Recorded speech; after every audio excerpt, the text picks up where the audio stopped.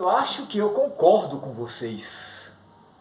A fé autêntica, para se desenvolver, para se sustentar, ela não depende de fontes humanas. Não depende de argumento filosófico, nem teológico, nem de ciência, nem de teoria. Mas vocês hão de concordar comigo de que a fé é aprimorável, a fé é aperfeiçoável. Os discípulos disseram a Jesus: Mestre, aumente-nos a fé. E Cristo disse aos discípulos: homens de pouca fé. Se existe pouca fé, obviamente existe muita fé.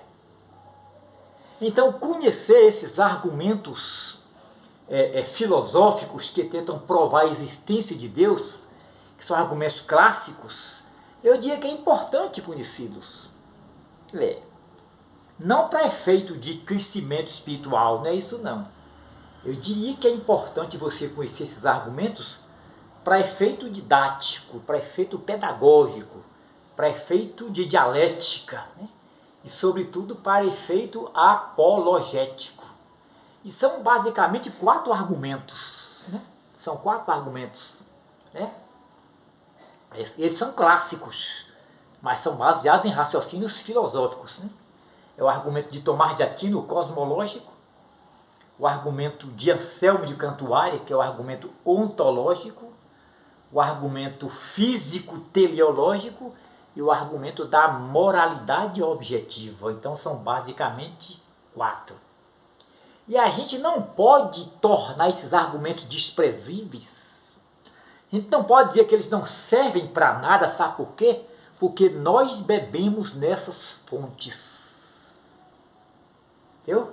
No dia a dia, ao desenvolver reflexões teológicas com mais aprofundamento, a gente se reporta a essas fontes e a gente bebe nelas. Esse primeiro argumento é o argumento cosmológico. Né? Cosmos quer dizer mundo. Né? É o argumento que busca uma causa primeira. Né? É o argumento que busca uma causa para toda a sequência de causa, para toda a cadeia de causas. E este argumento ele foi desenvolvido por Tomás de Aquino, um proeminente pensador medieval, grande filósofo medieval. Ele foi um grande representante da escolástica. Ele foi um monge dominicano. E Aquino reinterpretou as ideias de Aristóteles. Né? E a partir desta reinterpretação, ele desenvolve o argumento cosmológico. E este argumento ele tem 5 premissas. Né? E se você acompanhar passo a passo dessas premissas, você vai concordar com 2 conclusões. Primeiro é que Deus existe. Isso é irrefutável. Segundo é que Deus é a causa do universo. Outra questão irrefutável.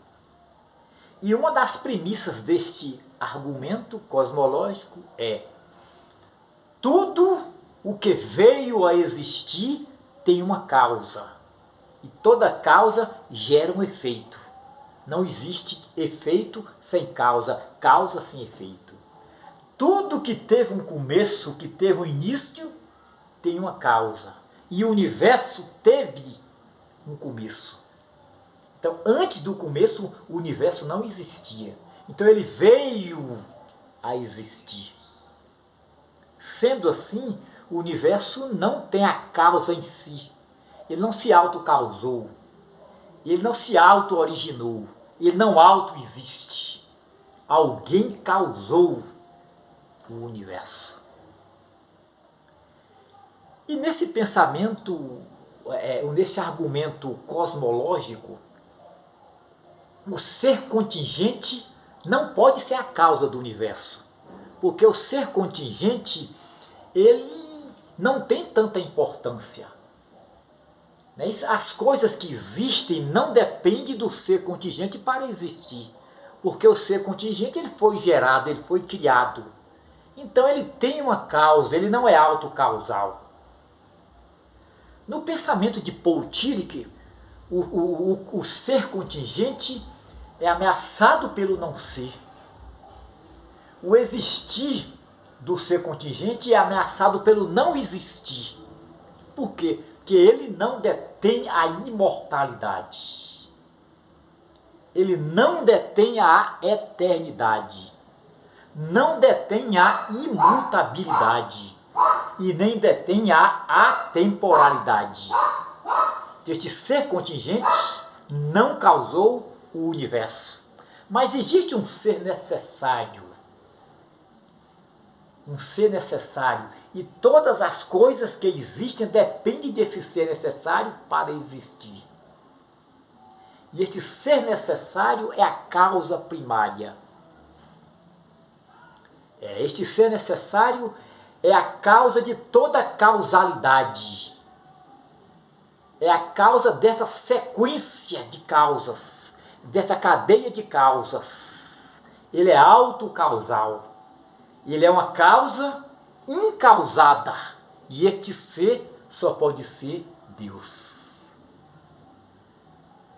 Então ele sim detém a imortalidade. Ele detém a eternidade. Ele detém a imutabilidade. Ele detém a atemporalidade. Então, o ser que causou o universo é Deus. Agora, é possível você usar a teologia para enriquecer a filosofia, para colocar luz, para enriquecer esse argumento cosmológico. Vamos trazê-lo para a teologia e para a Bíblia. Paulo diz o seguinte, que sem ele, nada do que foi feito se fez.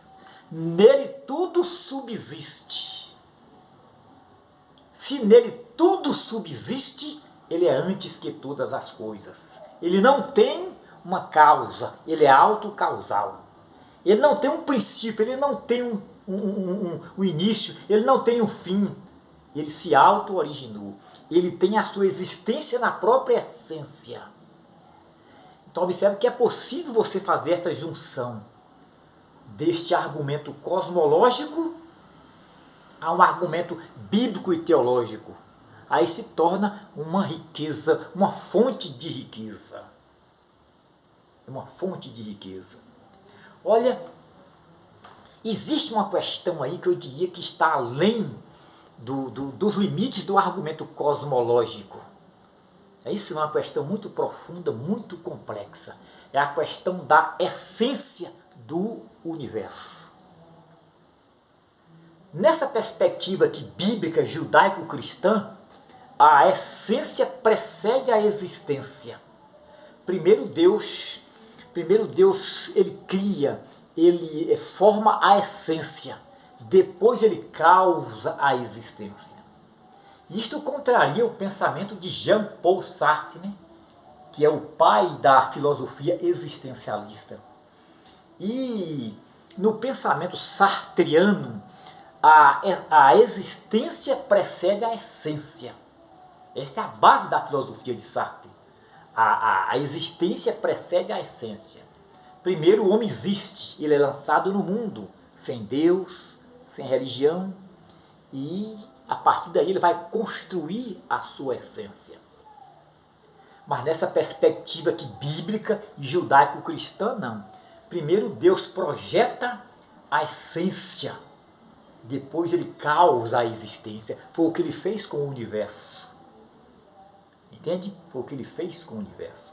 Olha, lá no livro de Isaías, no capítulo 43, versículo 13, deixa-me conferir aqui, é isso mesmo, Isaías capítulo 43, versículo 13, Deus disse o seguinte: antes que o mundo formasse, eu sou.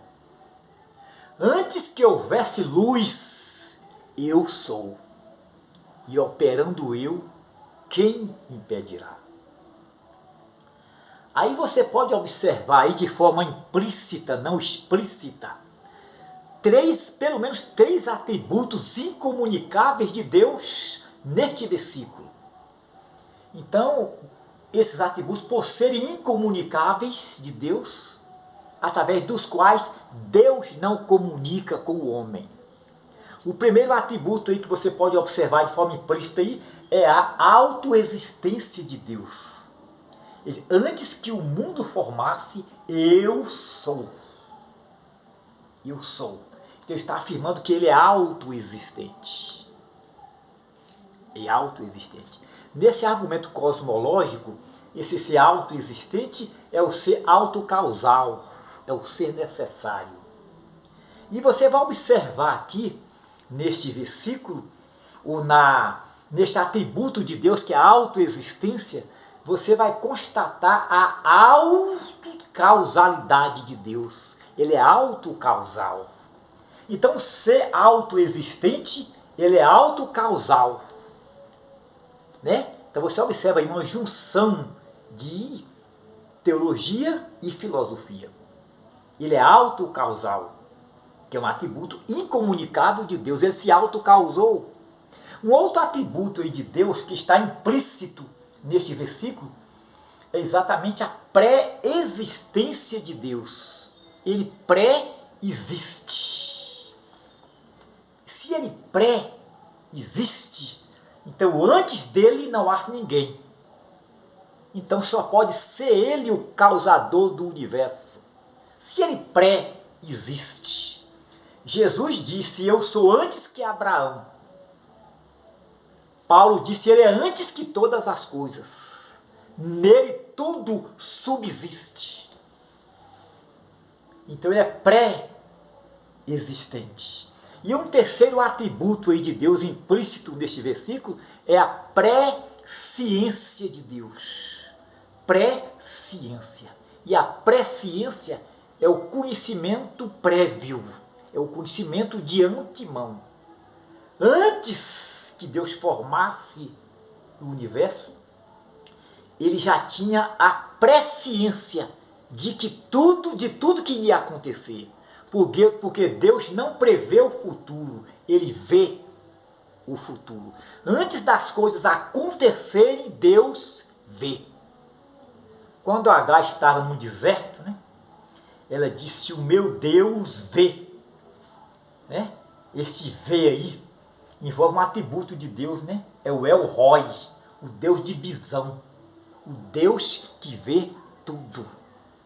Então a essência do universo esteve oculto na pré-ciência de Deus. Entende? Que antes de formar o universo, Deus, pela sua presciência, ele projetou a essência do universo.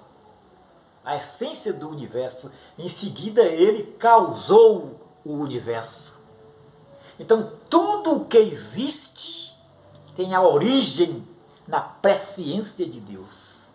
Este argumento é de uma profundidade infinita. É infinita. Olha, diz o livro de Gênesis que pela palavra raiar, que é haja, né? Haja no hebraico é raiar. Então, pela palavra haja, Deus fez vir à existência as coisas que não existem. E isto contraria este argumento cosmológico, porque diz que o nada não pode gerar nada. O universo não pode vir do nada. Já que diz aqui o texto de Gênesis que Deus fez tudo do nada. Pelo simples pronunciamento da palavra haja, em hebraico é raiar, Deus fez vir à existência as coisas inexistentes. E ele disse, haja e houve. Né? Olha, os judeus tinham medo de pronunciar o nome de Deus porque é absolutamente santo. E o nome de Deus está implícito no tetagrama hebraico. Não está explícito, está implícito. E o tetagrama hebraico, é uma junção de 4 letras hebraicas, né? Yud, Red, Vav, Re. E transliterando, porque não é uma tradução, é uma transliteração, transliterando para o português, você tem aí YHWH. Então, no tetragrama está o nome de Deus, o teônimo. Entendeu? Não é um nome teofórico, é o teônimo, que é o nome. E os judeus tinham medo de proferir o nome de Deus. Eles usavam a expressão Hashem. E Hashem quer dizer o nome. O nome. E às vezes eles usavam também a expressão ex nihilo. E ex nihilo é uma expressão hebraica. E trazendo para o português, quer dizer do nada. Então Deus criou tudo do nada. Então este ser que, no argumento cosmológico de Tomás de Aquino, ele é chamado de ser necessário, de causa primeira. Aqui na teologia e na Bíblia, ele é o ex nihilo, o Deus que fez tudo do nada. Tudo do nada. Isso é inquestionável. Então, quem causou o universo foi Deus.